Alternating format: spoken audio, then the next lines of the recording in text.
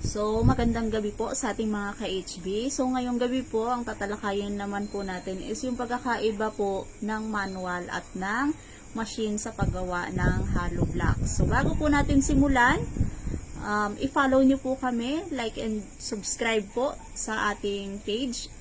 Ayan. So, let's go po. Simulan na natin. So, ano po ba yung pagkakaiba ng manual at ng machine sa paggawa ng hollow block? So, unang-una po, na pagkakaiba nila is yung operasyon, yung bilis, yung kapasidad at yung kalidad ng produkto na magiging resulta po ng paggawa ng hollow blocks. So, unahin po natin sa manual. So, pag sinabi po nating manual, yan. So, yan po yung ginagamit sa mga maliliit na proyekto. So, halimbawa po niyan is yung magpapagawa po kayo ng bahay.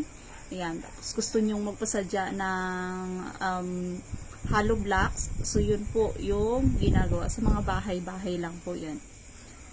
And sunod po is mabagal yung paggawa ng hollow blocks sa manual. Kasi po, pag mano-mano, isang tao lang yung gagawa. So, ang kaya lang po niyan, siguro po nasa 300 to 500 po sa isang araw.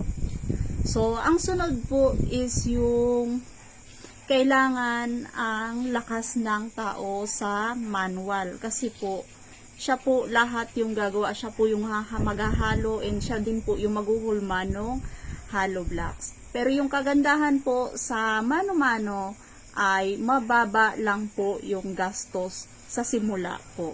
So, ayan po yung sa manual.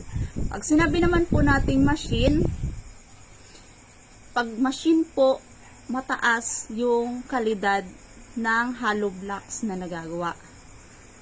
Kumbaga, matigas siya. Yan yung isa sa mga advantage po ng machine. So, sunod po, malaki po or madami po yung nagagawang hollow block sa loob ng isang araw.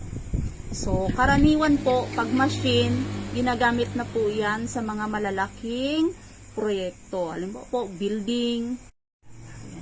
At syempre po, pag sa machine po ay gumagamit yan ng vibration po. So, talagang kahit papano, matigas po yung nagagawa na hollow block. So, ayan po. Sana po may natutunan po kayo kung nagbabalak po kayong magbukas ng negosyo na hollow blocks. So, yan po yung mga dapat po ninyong tandaan. So, pwede kayong magsimula muna sa mano-mano and then sunod po, kung may puhunan na kayo, pwede na din po kayo magsimula or bumili ng machine. So, maraming salamat po.